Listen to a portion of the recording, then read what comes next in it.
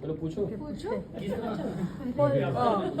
शुरू करो guys. for joining us. Thank you so much for having me here. अगर मैं बोलूं आपकी जर्नी छोटी रही लेकिन बहुत अच्छी जर्नी रही।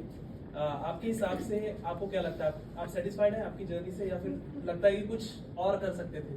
मुझे पता है कि अगर ये इविक्शन उस तरीके से नहीं होता तो मैं ऑब्वियसली लुक सेंटर मैं और भी बहुत आगे तक जाती। I am sure I would have been there in the finale. And ये इविक्शन मेरे ऑडियंस की वजह से नहीं हुआ है और ना ही ये इविक्शन बिग बॉस की तरफ से हुआ है।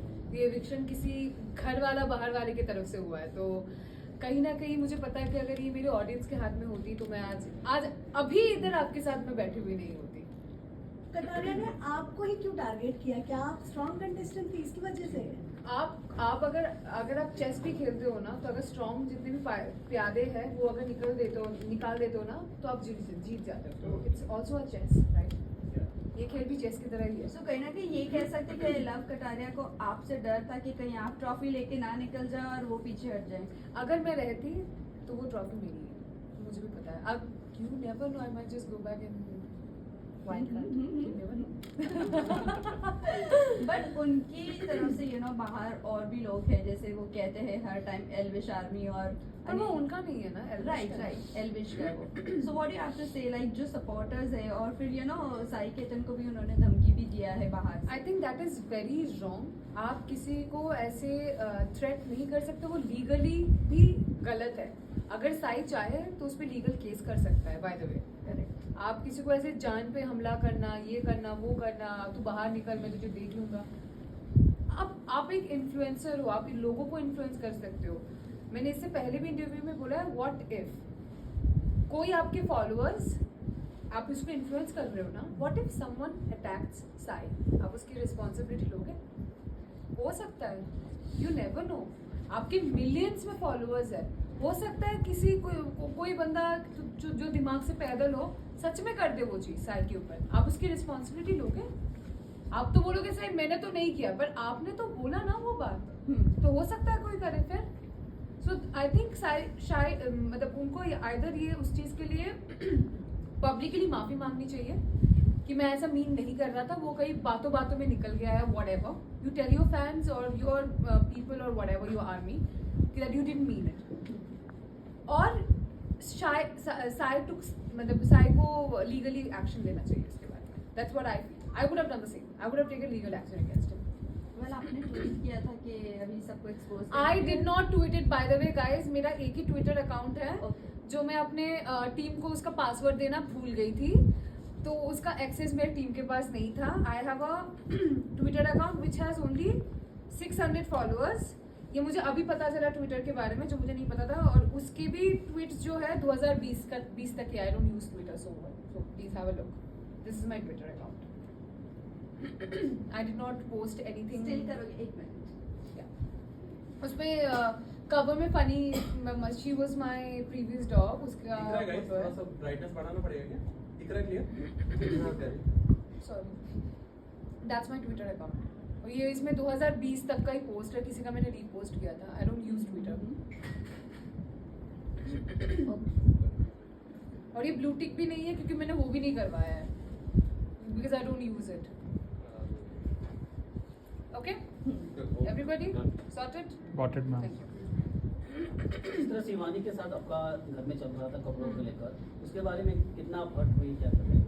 यार वो लड़की मेरे बारे में क्या बोल रही है ना, मुझे एक्चुअली फर्क नहीं पड़ता। बिकॉज मैं उसको उस यहाँ पे मैं मानती ही नहीं कि उसके कमेंट्स मेरे लिए कुछ फर्क पड़ गया है। But she is a influencer. Sorry guys, मेरा ना गला बैठ गया। You want water? No number. वो होता है ना गले में, वो बात करते करते मैं सुबह से बात कर रही हूँ 11 बजे से यार, सॉरी। ओके, तो हाँ, तो यू आर एन इन्फ्लुएंसर। आप अगर इससे पहले मेरे इंस्टाग्राम अकाउंट पे अगर आप आओगे ना, तो मैं हूँ डार्क, मुझे पता है, मेरे ऑडियंस को भी पता है, and they support me and like it. बहुत रेयरली होता है कि कभी कभार कोई रेसिस्ट कमेंट करे, जिसको आज मुझे भी कुछ करने की जरूरत नहीं है, बिकॉज मेरे ऑडियंस उनको ब्लॉक करते हैं, उनको रिपोर्ट करते हैं उनके बारे में, तो वो सब हट जाता है। यू चेक, अभी मेरे इंस्टाग्राम पे जाके आप चेक करो। I am not kidding, at least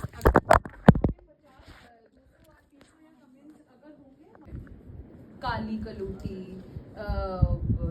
डायन, रात को दिखेगी नहीं, अरे फेयर एंड लवली लगाते हो. By the way, I am the face. I used to be the face of Glow and Lovely.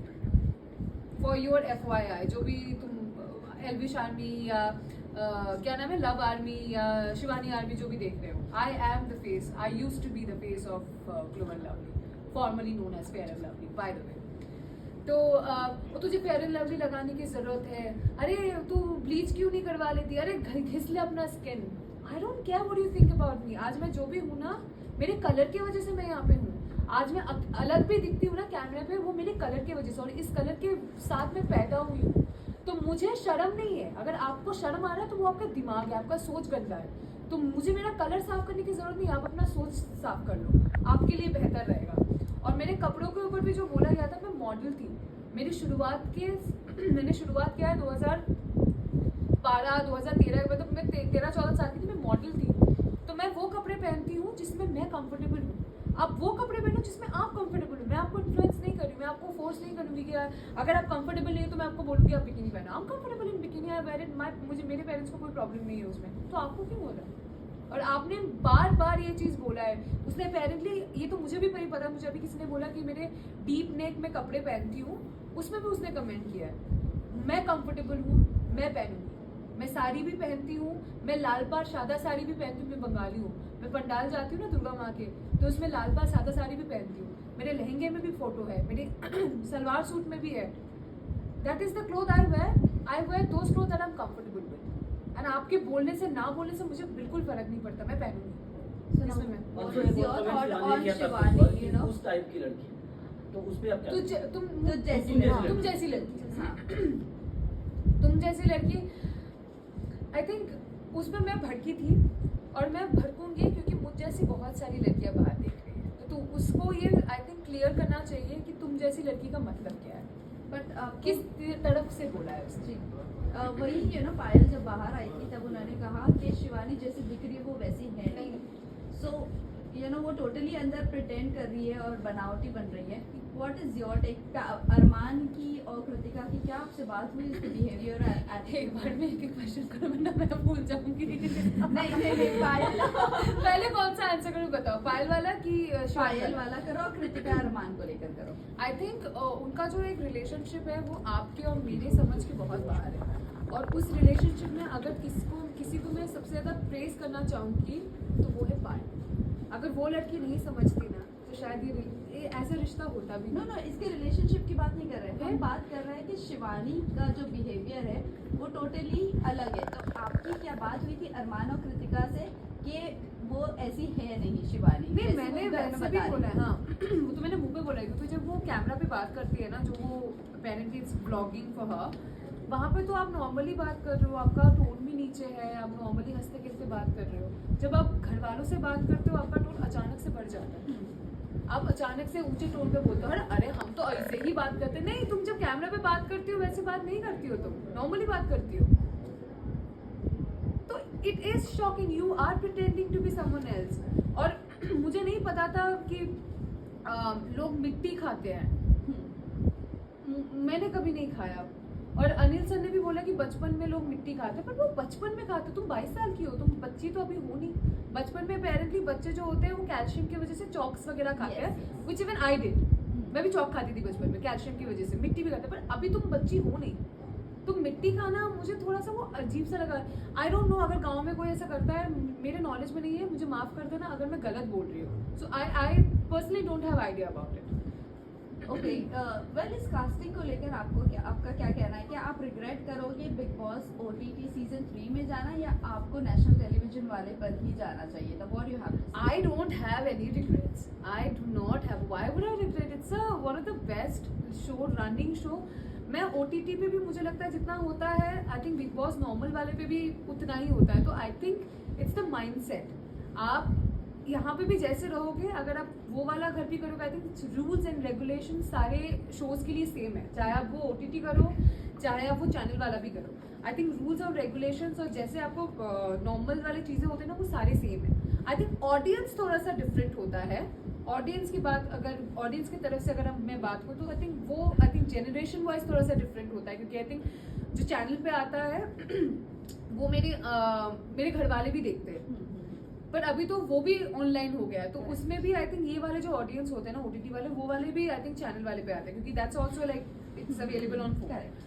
तो रिग्रेट तो वैसे भी कुछ नहीं है, बिकॉज यू नो रिग्रेट इसीलिए बोला, अनिल कपूर ने भी आपको सपोर्ट नहीं किया, जो शिवानी ने आपकी कैरेक्टर पर या आपकी कॉम्प्लेक्शन को लेकर जो भी बोला उसके लिए आपको सपोर्ट नहीं किया। फिर चंद्रिका को लेकर भी आपने सॉरी भी बोला, देन टू आपको यू नो बैश किया गया। व्हाट यू हैव टू से ऑन दैट? आई थिंक मुझे बुरा लगा था, मुझे सच्ची बहुत बुरा लगा था, मुझे सच्ची लगा था कि वो इस बारे में बात करेंगे, बट देन बिकॉज हम part of this industry, I know हमारे इंडस्ट्री में ना एक चीज़ है जिसको कहते हैं स्केड्यूल या schedule, however you want to address it. और वो वाला वीकेंड का बार का जो एपिसोड होता है ना, वो हमें शूट करना पड़ता है, और वो उसका जो ड्यूरेशन होता है टेलीकास्ट करने का, वो एक लिमिटेड टाइम है, इट्स नॉट 24/7 लाइव।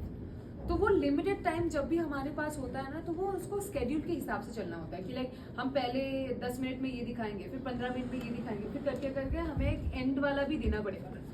तो कहीं ना कहीं मुझे लगता है कि दे वर नॉट प्रिपेयर्ड कि लाइक ये होगा, अगर क्योंकि ये मुद्दे पे अगर बात होती तो ये लंबा चलता। लास्ट तो क्वेश्चन। कहीं ना कहीं मुझे लगा था, मुझे पता था कि अगर मैं घर पे रहती ना, नेक्स्ट वीक इस मुद्दे को लेकर सर बात करते जरूर, क्योंकि अनिल सर कुछ भी हो वो किसी चीज को बोलने से ना घबराते नहीं है या डरते नहीं है या फिर वो हेजिटेट भी नहीं करते हैं। I have seen his interview, is very brutal and blunt about his statements. और कहीं ना कहीं ये एक ऐसा मुद्दा है, मुझे पता है कि आगे चल के वो एड्रेस करते ही करते हैं, क्योंकि ये सिर्फ मेरे लिए नहीं है, ये बाहर मेरे जैसे यहाँ पे भी कितने सारे हम होंगे जिनका ये सेम स्किन कलर है, तो ये एड्रेस कहीं ना कहीं बिग बॉस करेंगे।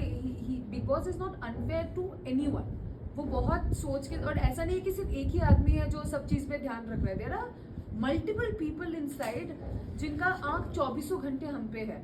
तो मुझे कहीं ना कहीं मुझे लगता है कि वो चीज आगे जाके एड्रेस होती या होगी पता नहीं, बट आई थिंक वो दिन था नहीं, because I think they were also not prepared. Last question, guys. Last two questions. No, not last two, last one. Last Only two one questions, person will ask. last two. आपको बता दूंगा, तब आप अपना फाइनल क्वेश्चन पूछना चालू कर दीजिए। मैं आपको टैब दे दूंगा। Just give me a second बाबा। अनुष्का डी लेट, और मैं गिर गई, और गिरी भी तो गिरी, मैं अपने ग्लूट पे गिरी थी, और ग्लूट पे लगना बहुत, मेरे इससे पहले भी एक बार मेरा ऐसा हो चुका है, तो मुझे लगता है वो पुराने जख्म पे ही फिर से लग गया था। तो मैं बहुत बहुत बहुत ज़्यादा दर्द हुआ था मुझे, कि इतना ज़्यादा दर्द हुआ था कि मुझे पता भी नहीं था कि पहली बार मुझे अरमान ने उठा के मुझे रखा था, मेरे को लगा कोई साई बाई था, वो बाद में उन्होंने बोला मैं था, मैंने तुझे उठाया था, मेरे बोला मुझे सच में नहीं पता था यार, मैं इतनी ज़्यादा मैं आंख भी नहीं खोल पा रही थी, मुझे इतना ज़्यादा दर्द हुआ था वहाँ पे। तो she pushed me and I was very very upset, क्योंकि मुझे शो से जाने से पहले ये बताया गया था कि फिजिकल वायलेंस अलाउड नहीं है।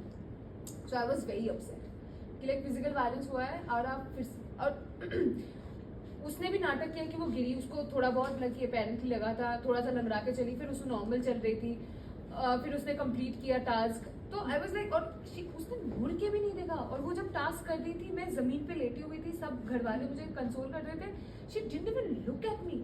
वो अपने बेवकूफ टास्क पे वो पीछे आई भी नहीं आई, पलट के भी नहीं आई, तो वो अपना टास्क वगैरह सब कुछ कर रही थी। तो I was like dude, humanity नहीं है तुम में। तो एनीवे मैंने उसको आई थिंक मुझे जितनी भी गालियाँ आती है मैंने सब उस पर उधर दिए थे उसी टाइम पे। मुझे बहुत डर था, तो अभी बहुत लोगों ने बोला कि तुम्हें गालियाँ यूज़ नहीं करना चाहिए, तो मैंने बोला bro I was in lot of pain. मुझे समझ में नहीं आता कि पहली बार मुझे किसी उठाना, तो तुमको लगता है मैं उस मेंटल स्टेट में हूँ जहाँ पे मैं अपने आप को फिल्टर कर पाऊँ। सो या उसके बाद उसने नाटक किया कि मैं बेहोश हो गई हूँ, मुझे दर्द हुआ है, मुझे ये हुआ है वो हुआ है। जो don't teach your mom how to make babies, वैसे बेहोश कोई नहीं होता है। क्या एक भी बार उन्होंने सॉरी बोला है आपको? शायद हम लोगों ने नहीं देखा हो। नहीं, वो था क्या, कुछ आके पूछा कि आपको ज्यादा नहीं। लगी या कुछ नहीं? नहीं, बुरा लगा आपको? वो मेरे लिए कोई है नहीं, तो वो मुझसे सॉरी बोले ना बोले मुझे बिल्कुल फर्क नहीं पड़ता, because I do not even consider her presence. तो उसके सॉरी के लिए तो मैं वेट नहीं करूँगी। तुम्हें बोलना है, अगर तुम दिल से माफ़ी मांगोगे मैं माफ़ कर दूंगी। माफ़ी मांगने से ना कोई छोटा होता है ना कोई बड़ा होता है, और अगर दिल से कोई किसी को सॉरी बोल रहा है तो जनरली आपको माफ़ कर देना चाहिए। तो I never got that, but उसके बाद भी बहुत सारी चीज़ें हुई जहाँ पे मैंने उनसे नॉर्मली बात की, उसकी मम्मी की बात आई, तब I spoke normally with her. फिर उसके बाद सना ने हमारे बीच में प्रॉब्लम ये कर, उस पर भी वो लगी पड़ी थी, अरे तुमने तो ये बोला। मैंने बोला हाँ बोला है, पर तुमने भी तो काम किया था ना बोलने लायक। मैंने तुम्हें